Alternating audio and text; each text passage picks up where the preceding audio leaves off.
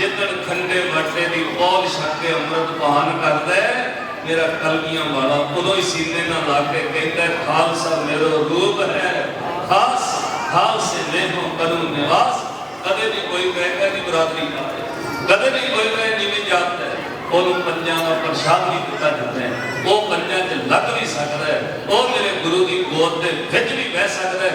ਇੰਨਾ ਵੱਡਾ ਮਾਣ ਸਿਰਫ ਗੁਰੂ ਗੋਬਿੰਦ ਸਿੰਘ ਮਹਾਰਾਜ ਦੇ ਕਰ ਦਿੱਤਾ। ਸਮਗਰ ਸਮਾਪਤ ਹੋਣ ਲੱਗਾ ਇੱਕ ਚੀਜ਼ ਦਾ ਮਨ ਸੁਣੋ ਸ਼੍ਰੀ ਗੁਰੂ ਗੋਬਿੰਦ ਸਿੰਘ ਮਹਾਰਾਜ ਕਲਗੀਧਰ ਪਾਤਸ਼ਾਹ ਜਦੋਂ ਬਾਦਸ਼ਾਹ ਨੇ ਜ਼ਫਰਨਾਮਾ ਲਿਖਿਆ औरंग दे बादशाह जफरनामा पढ़ के भाई ने तो मर गया उस तो बाद राज का रौला आज जितनी बड़ी गल कमाई दी राज का रौला पाया गल में राज को पुत्र तो बहादुर शाह तो खोलिया क्योंकि दखन में पहले ही वो विरोध चलता।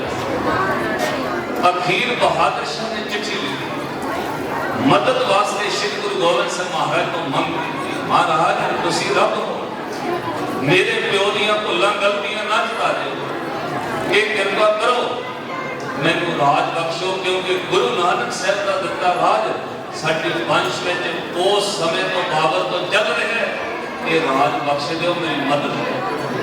बादशाह ने सिख कर ले उन्होंने एक दिन तो वादा लेना तेरी मदद करांगे राज दवावांगे पर एक गल कर तेरे राज में 4 बंदे बड़े जालम ने वो सानू चाहिए जदों तेन राज मिलता है तो साडे हवाले कर उन्होंने कहते जरूर कर उन्होंने 4 बंदे की महाराज ने लिस्ट कर ली सडौरे के पीर बुद्धू शाह का कतल करने वाले सडौरे का नवाब चाहिए जिन्हें पीर बुद्धू शाह को बिना वजह कतल किया।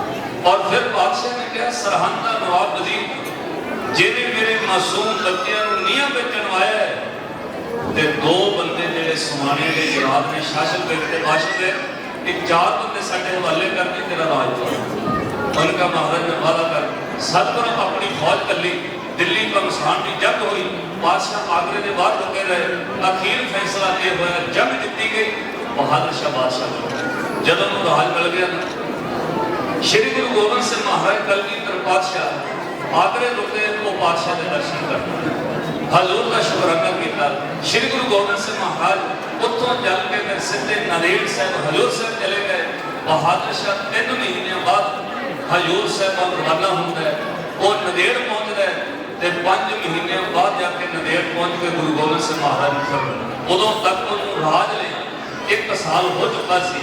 श्री गुरु गोबिंद सिंह महाराज नाल कोई भेंट होती ये बेनती मैं तां सुनाउण लगा है साथ संगत लोगों के अंदर ये चल रहा है बंदे खरीदो तो गिनती बढ़ाओ तो धर्म बढ़ है बाजार के एक नवा रौला है इस तरह का मत चल रहा है 50,000 रुपया देंगे ने गरीब बंदे का घर बनाते हैं आ जाओ साढ़े मगर हलालुया करो माफ करो गिनती बढ़ा लोगे पर सज्जनों को बंदे धर्मी नहीं हो सकते जेड़ा 50,000 खरीदा गया कल किसी ने लख देता उधर हो जाएगा धर्म वो है जिहदा कोई मुल नहीं जिहदा मुल कह लो धर्म ही कर जिहड़ा खरीदिया जाए वह धर्म अमुल धर्म अमुल ईमान अमुल कुल अमुल कुर्बान। साथ संगत जिहड़ा धर्मी बंदा खालसे को कोई नहीं खरीद सकता कोई भी नहीं खरीद सकता। जालम सरकारां संत जरनैल सिंह पिंडरां वाले ऑफर करिया आओ तुहानूं इन्ने लख डॉलर दे देंगे विदेश में अमेरिका समेत परिवार भेज देंगे ऑफर देंगे रहे पर साथ संगत धर्म वो है जिसका कोई मुल ना पा सके जिन्होंने कोई खरीद लो धर्म ही खैर श्री गुरु गोबिंद सिंह महाराज नंदेड़ पहुंच गए।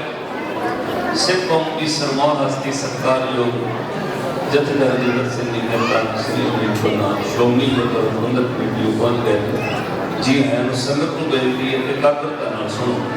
श्री गुरु गोबिंद सिंह महाराज जदों नंदेड़ से पहुंचे बहादुर शाह 1 साल बाद महाराज के कोल साथ संगत इतिहास कहता है श्री गुरु गोबिंद सिंह महाराज जी नाल भेंट हुई तो पातशाह ने उन्होंने कहा बहादुर शाह भुल गए कहना महाराज नहीं भुलिया महाराज तुसी मैनू राज दवाया मेरी मदद की है फौजां कलियां ने राज तुहाडा दिता है मैं कदों भुल सकदा ये राज तुसी दिता है। श्री गुरु गोबिंद सिंह महाराज बोले कहते नहीं राज देने वाला अकाल पुरख है पर जिन्होंने राज मिले वो अपने वादे तो भुल जाए तो वो वादा फरमोश रहता है।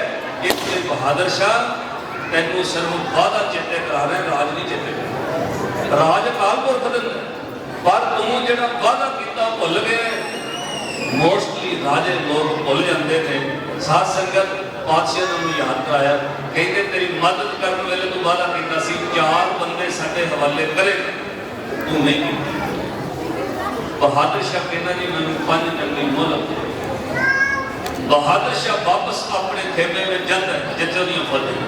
मंत्रियों नाल सलाह की, ओदे मंत्रियों ने कहा बहादुर शाह इस्लामी राज में 4 बंदे उहदे हवाले करके जलाद तंग कर देंगे, कोई गल नहीं, पर 2 रियासतां सढौरे ते सरहंद के नवाब गुरु गोबिंद सिंह महाराज के हवाले करने, पूरे इस्लाम में मेरा विरोध खड़ा हो जाएगा, ये कम नहीं आप कर सकते। उन्होंने कहा फिर 5 मिनट में हमल से साध संगत मंत्रियों ने कहा नीति पर नीति के तहत एक स्कीम पढ़ी। कदे गुरु गोबिंद सिंह महाराज जी के 52 वचन पढ़ो जेडे श्री हजूर साहब महाराज ने लिख के दिते।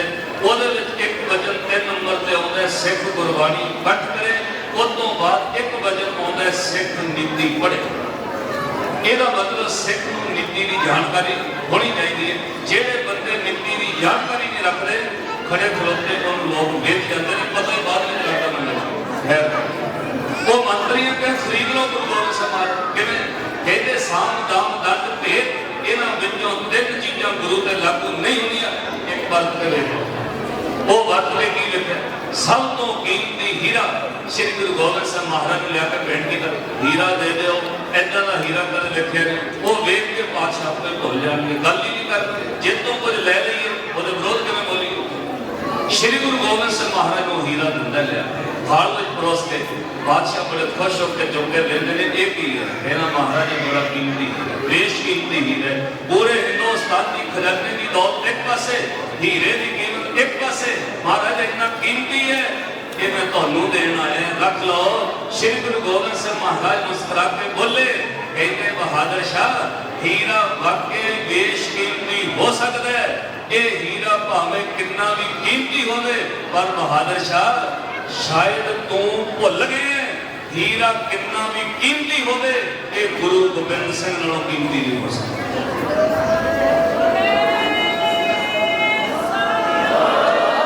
तेरा हीरा कितना भी कीमती होवे पर गुरु गोबिंद सिंह तो कीमती नहीं हो सकता।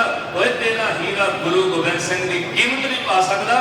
हजूर ने बगाव में बैठे पानी गुलाबी च मारिया, तेरा चेहरा पीड़ा कर गया, कहे महाराज नहीं लेना सी वापस कर दे, सुट तो बड़ा कीमती।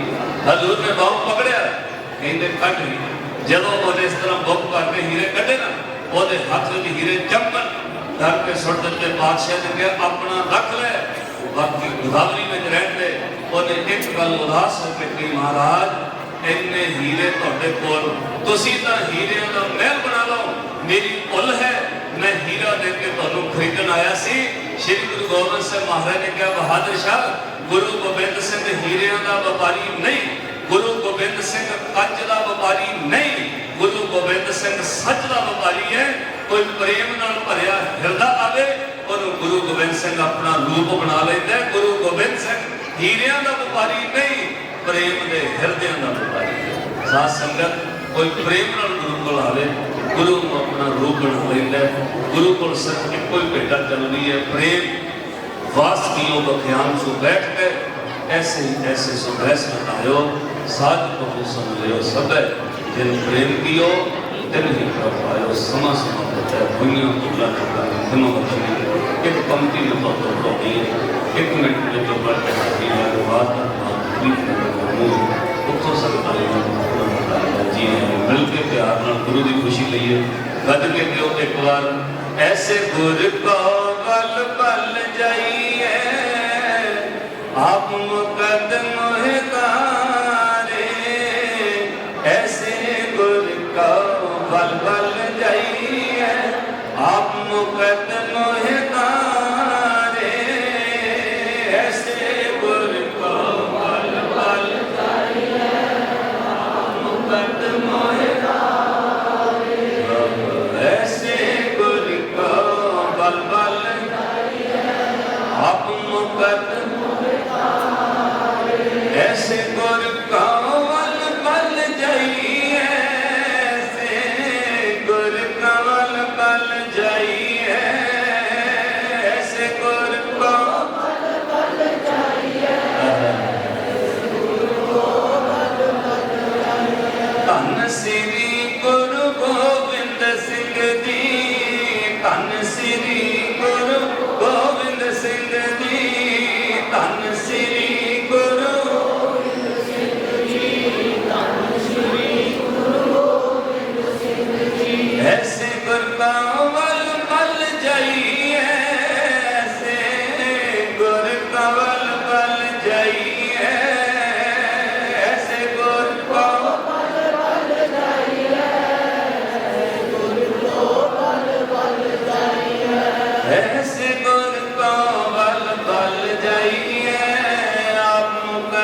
मोहे तारे, ऐसे गुर को पल पल जाइए, आप मुकट मोहे तारे, ऐसे गुर को पल पल जाइए, आप मुकट मोहे तारे, ऐसे गुर को पल पल जाइए, आप मुकट मोहे तारे।